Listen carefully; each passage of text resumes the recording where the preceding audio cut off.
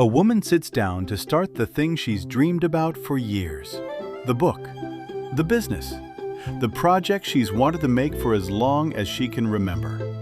She opens the blank page. And then she makes a coffee. And then she answers a few emails. And then she notices the kitchen could use a clean, so she cleans it, thoroughly, including the inside of the oven, which has not been cleaned in living memory. By the end of the day, her home is spotless, her inbox is empty, and the page is still blank. The one thing she cares about most is the one thing she did not touch. You know this woman. You might be this woman. Because here's the part that makes no sense on the surface. She didn't avoid the project because she doesn't care. She avoided it because she cares more about it than almost anything else in her life. And it's not just her. Think about the student who reorganizes their entire desk, color codes their notes, and builds the perfect study schedule the night before the exam they care about, and never actually studies. The person who researches the business for months, watches every video, buys the domain name, and never launches. The one who's been meaning to call the person they love, or write the thing, or apply for the job for so long that the not doing has become a low background hum in their life. In every case, an enormous amount of energy gets spent on everything except the one thing that matters. That's the strange signature of this kind of procrastination. It doesn't look like sloth. It often looks like frantic, productive busyness, carefully arranged around a single empty space where the important thing should be. This is the psychology of procrastination, and specifically the strangest version of it, the way we put off, most stubbornly, the very things that matter to us most. Not the boring chores, those we grind through. It's the dream, the goal, the meaningful work, the thing we say we want more than anything, that we somehow can't make ourselves begin. And almost everyone explains this exactly wrong. They call it laziness, lack of discipline, bad time management. They beat themselves up for it, which, as you'll see, is precisely the thing that makes it worse. By the end of this, you're going to understand what procrastination actually is, and it is not what you think. You're going to see why caring about something makes it harder to start, not easier. And here's the part that can genuinely change your relationship with your own ambitions. Why the thing you're avoiding hardest right now is probably a map pointing directly at what matters most to you. Your procrastination is not a character flaw, it's information. And once you can read it, you can finally get past it. So let's solve the mystery. Why do we avoid the things we love? Hold that question, because the obvious answer, that we're just lazy, is dead wrong. And the real answer is hiding underneath a feeling you've been misreading your whole life. Start with the biggest misunderstanding, the one that keeps people stuck for years. Almost everyone believes procrastination is a time management problem. That if you just had a better system, a better planner, more willpower, more discipline, you'd do the thing. So people buy the apps, make the schedules, try to force themselves through. And it doesn't work, because they're treating the wrong disease. Procrastination is not a time management problem. It's an emotion management problem. Here's what's actually happening. Every task you face carries a feeling. And when a task carries a negative feeling, boredom, frustration, confusion, anxiety, self-doubt, your brain experiences a small flush of discomfort just from thinking about it. Procrastination is the act of escaping that discomfort. You don't avoid the task, you avoid the feeling the task gives you, and you reach for something else. The phone, the kitchen, the easy email. Because that something else relieves the bad feeling immediately. Procrastination is, at its core, mood repair.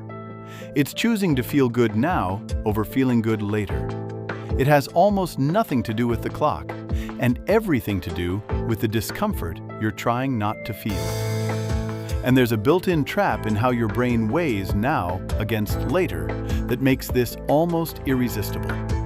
Your brain is wired to value the present far more than the future. A feeling available right now always looks bigger than a reward that's days or weeks away.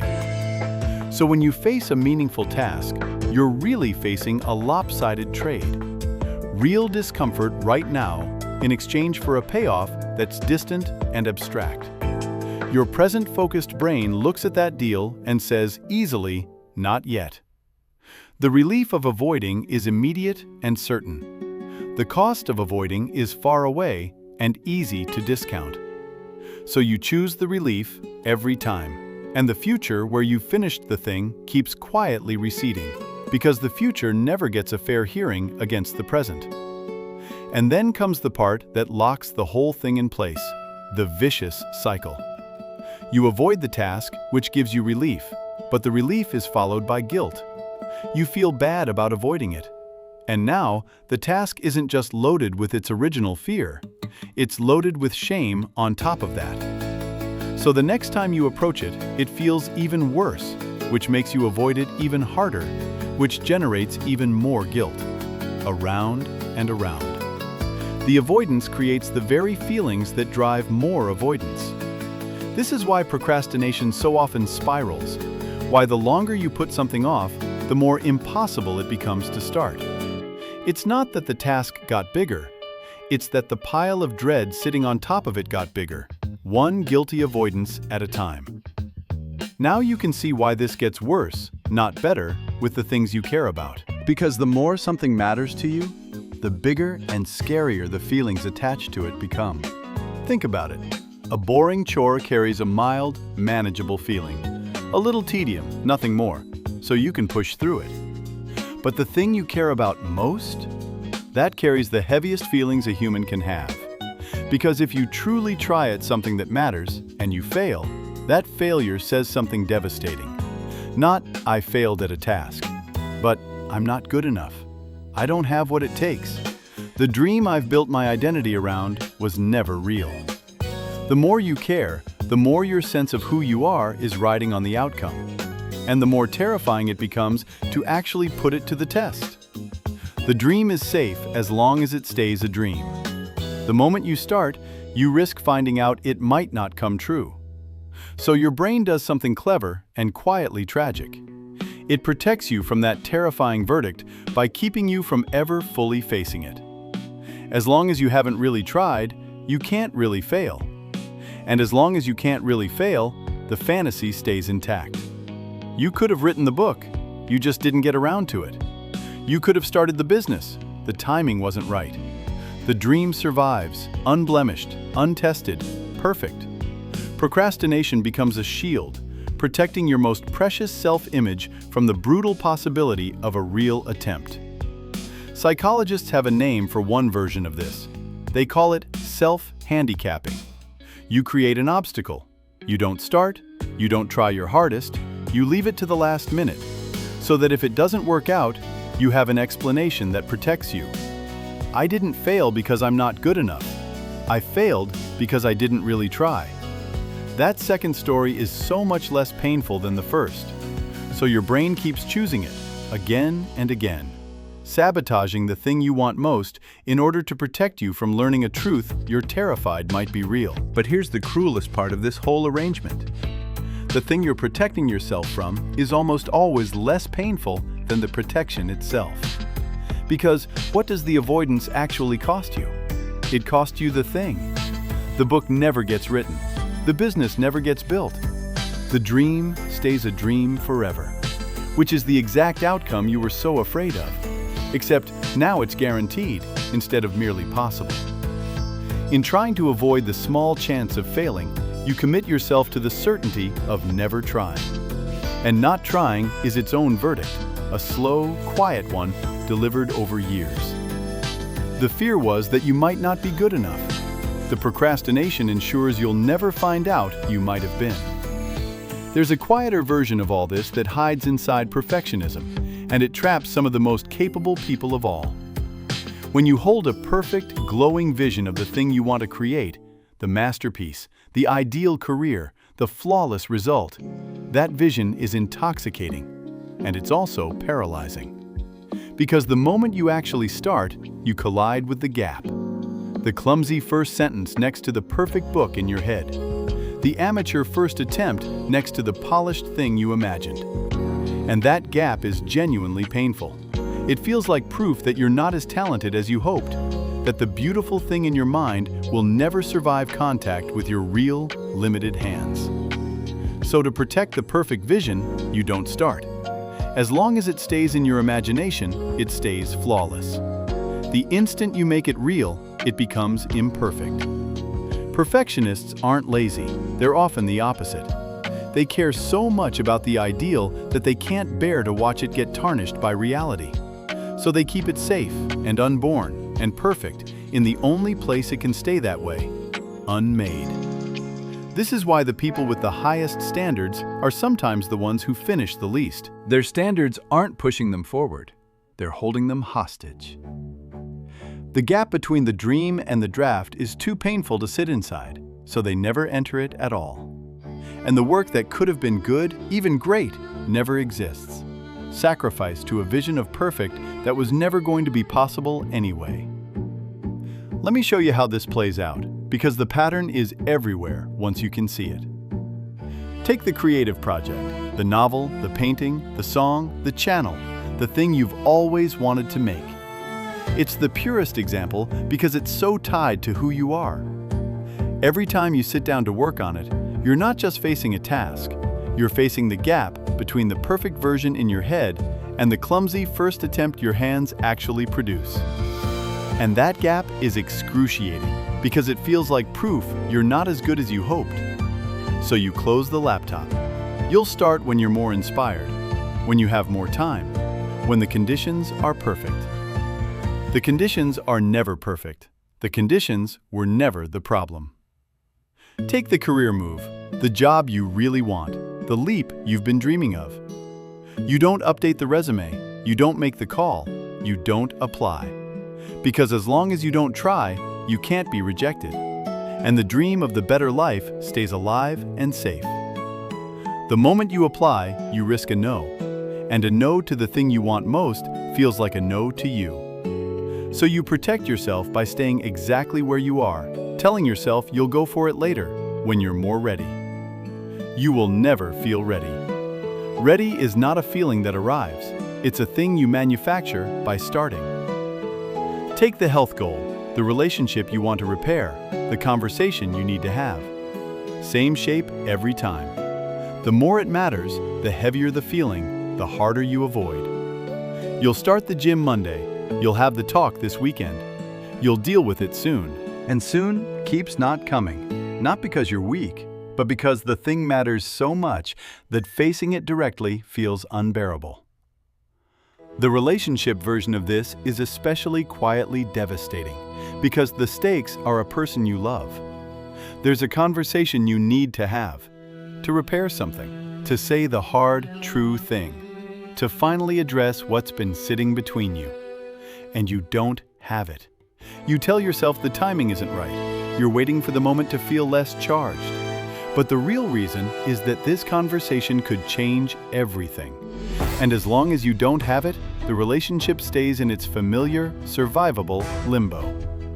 The moment you open your mouth, you risk making it worse, or hearing something you can't unhear. So you wait. And the unspoken thing grows in the silence, and the distance widens. And the very avoidance you use to protect the relationship is slowly corroding it. Some of the most important conversations of people's lives never happened. Not because they didn't care, but because they cared too much to risk them. Until it was too late to have them at all. Every one of these has the same fingerprint, something you deeply want, a feeling so big it's frightening, and an avoidance that protects you in the short term while quietly costing you the very thing you wanted. Which brings us to the twist, and it reframes everything. You don't procrastinate on the things you love despite caring about them. You procrastinate on them because you care about them. The caring is the source of the fear. The avoidance is proportional to the importance. which means your procrastination is not random, and it is not a character flaw. It's a signal. A precise, reliable signal pointing directly at what matters most to you. Read that again, because it can change how you see your whole life. The thing you've been avoiding hardest, putting off longest, feeling worst about, that thing is very likely the thing you care about most. The avoidance is the size of the love. So instead of treating your procrastination as proof that you're lazy or broken, you can read it as a map. Show me what you've been avoiding, and I'll show you what you're afraid to want too much. The dream you keep not starting isn't evidence that you don't really want it. It's evidence that you want it so badly that trying and failing feels like more than you could bear. And once you understand that, the whole thing finally becomes solvable. Because now you know what you're actually fighting. Not laziness, fear. The fear of a verdict. And fear is something you can work with. So here's what you actually do. And none of it is about willpower or better planning, because those were never the problem. The first move is to separate your worth from the outcome. The entire engine of this kind of procrastination is the belief that if you fail at the thing, it means something about you as a person. So attack that belief directly. Your value as a human being is not on the line when you try something hard. A failed attempt at your dream does not make you a failure. It makes you someone brave enough to attempt their dream, which is rarer and better than someone who protected themselves by never trying. When you stop staking your entire self-worth on the result, the feeling shrinks. And when the feeling shrinks, the avoidance loses its fuel. You're not trying to become more disciplined, you're trying to make the task less terrifying. So discipline isn't even necessary. Here's a way to actually loosen that grip. Notice that you almost certainly don't judge other people this way. When a friend tries something hard and it doesn't work out, you don't think they're worthless. You respect them for trying. You see the courage in the attempt.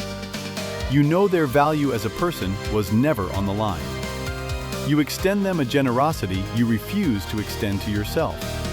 So try borrowing it. Look at your own attempt the way you'd look at a friend's. The outcome of one effort In one domain, at one moment, is not a measurement of your worth as a human being. It's just information about a thing you tried. People who internalize this don't become lazy. They become braver, because failure stops being a referendum on their soul and becomes what it actually is. Feedback, a step, a normal part of making anything worth making. Detach the self from the outcome, and suddenly there's far less to be afraid of, and far less reason to hide.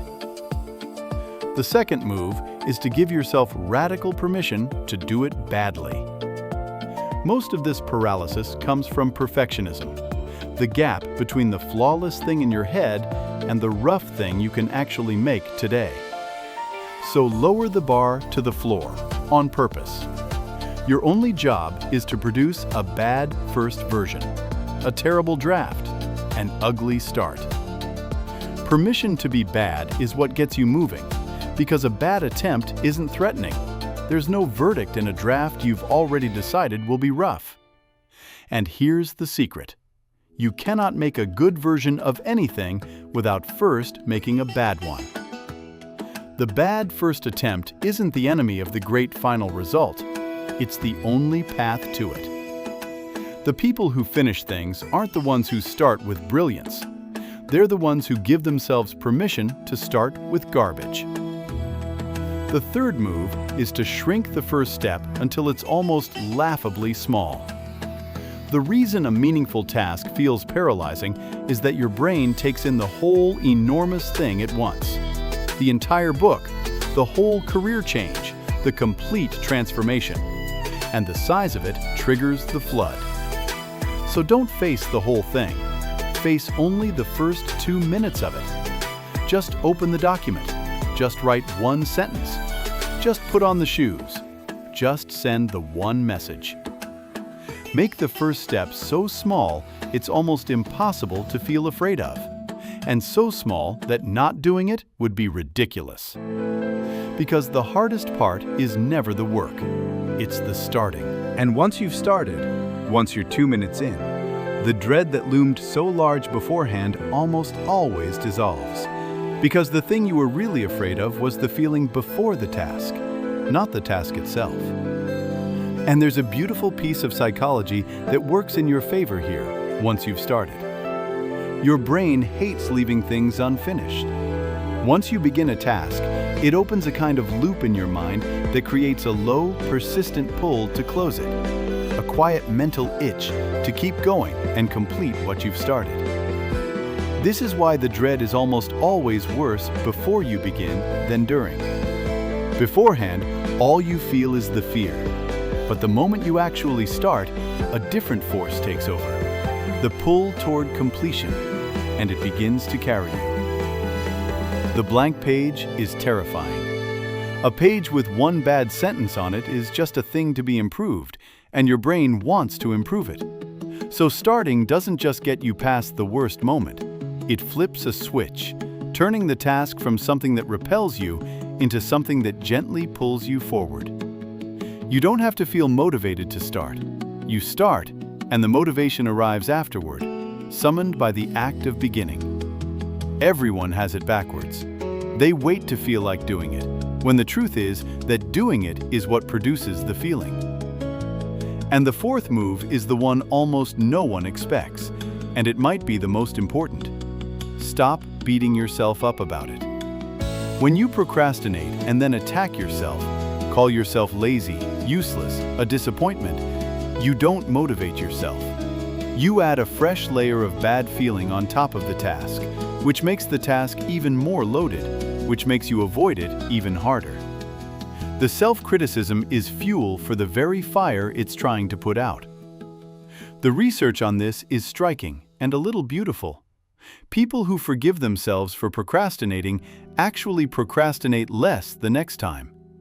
Self-compassion, not self-punishment, is what breaks the cycle. So when you catch yourself avoiding the thing you love, try, instead of contempt, a little understanding. Of course this is hard. It matters to me, so it's scary. That's not weakness. That's what caring feels like.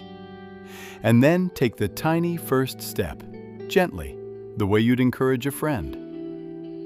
Because here is the truth underneath all of it. Your procrastination was never proof that you don't care enough.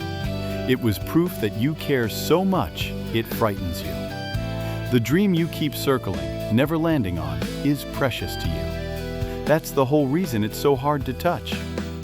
But a dream protected by never trying is a dream that quietly dies anyway. So the bravest thing you can do is to lower the stakes in your own mind. Give yourself permission to begin badly. Take one small step, and let yourself be a person who tries, even knowing you might fail. Because the alternative isn't safety. The alternative is a lifetime of spotless kitchens and blank pages, of dreams kept perfect by being kept untouched. And that, in the end, is the only real failure here. So the next time you catch yourself cleaning the oven, instead of starting the thing that matters, don't reach for the old story about being lazy or undisciplined. Reach for the true one. This is hard because it matters. I'm afraid because I care. And then do the smallest possible version of starting. Not to win, not to be perfect, just to prove to yourself that the feeling can be survived. Because every meaningful thing anyone has ever made began exactly there, with a frightened person facing the thing they cared about most, deciding to begin badly rather than not at all. The dream was never going to come true in your imagination. It can only come true in the messy, imperfect, terrifying act of actually trying. And you are far more capable of that than the part of you that's been protecting you wants you to believe. Now here's something to carry into the next one. Notice what's at the bottom of all this. A flinch away from confronting the real, unfiltered truth about yourself.